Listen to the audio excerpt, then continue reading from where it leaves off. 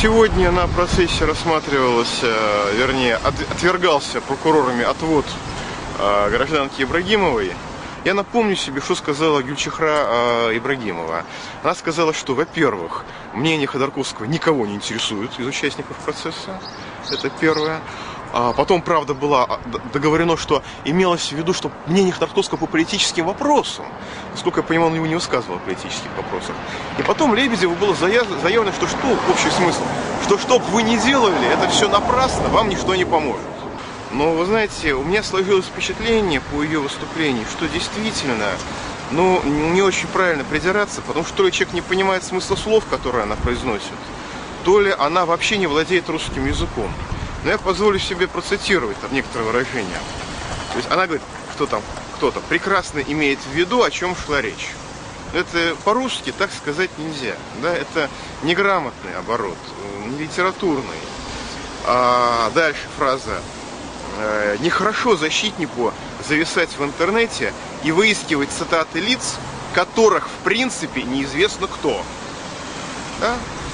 Понимаете, когда человек так говорит, весьма вероятно, что он просто не владеет русским языком или владеет там на уровне как pidgin English, да?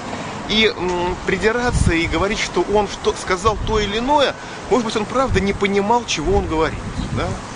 Может быть, он был в состоянии аффекта и так далее. Кроме того, вся прокурорская рать, которая, на нее бросилась защищать, она в основном, клеймила защитников, что они не так сидят, не туда смотрят, не так поворачиваются. Господин Шохин, по-моему, он такой поэт в душе. Он сделал чудесное заявление. Почему, собственно говоря, ушел? Он сказал, что сначала он долго обвинял в том, что прокуроры никогда не говорят, что решение суда уже предопределено, и так не бывает. Потом он сказал, попытка оказалась тщетной заявить отвод прокурора Ибрагимовой. То есть понятно, что когда так говорит представитель гособвинения, решение уже принято. И, по крайней мере, товарищ Шохин убежден, что судья там час или полтора будет просто пить чай в комнате для вынесения постановлений или советоваться с начальством, а мнение начальства господин Шохин уже знает. Это было сказано однозначно, очень четко, попытка оказалась тщетной. То есть, в общем, путинская юриспруденция себя показывает быстро, концентрированно и высокоэффективно. При этом товарищ Шохин высказал потрясающую новацию. Оказывается, по мнению нашей прокуратуры, никто, кроме непосредственных участников процесса, не имеет права никак комментировать процесс.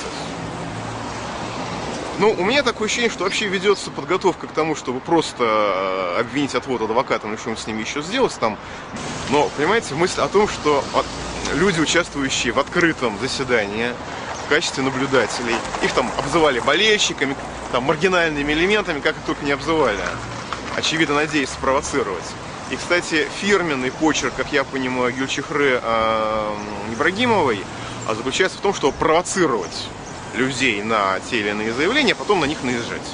Причем именно наезжать достаточно базарно, достаточно вульгарно, но это, конечно, моя субъективная оценка. Такое ощущение, что прокуроры искренне недоумевают, как для них может быть писан какой-то закон. Он же писан только для защитников, для подсудимых и для всех остальных. Но это свойственно всем органам, которые иногда в насмешку называются правоохранительные, путинским. И, в общем-то, это нормальное поведение их всех.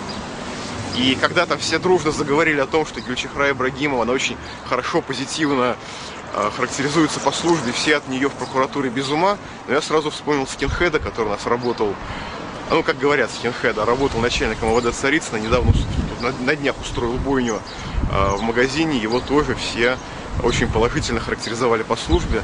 И вы знаете, я искренне верю в то, что для путинской милиции этот человек действительно очень хороший, очень компетентен, очень нормальный.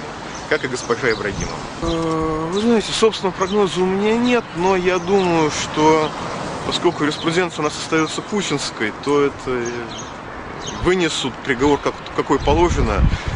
350 миллионов тонн нефти, это чуть меньше, немножко меньше, чем добывает Россия в год, 3/4 примерно. Но это, конечно, хорошая цифра, нам не нравится. Мы, конечно, должны оценить высокий профессионализм гособвинения, потому что они с таким же успехом могли бы говорить и о 350 миллиардах тонн нефти, и о 350 триллионах тонн нефти и так далее. Они все-таки обошлись миллионами, но все-таки какие-то представления об арифметике у них, вероятно, есть.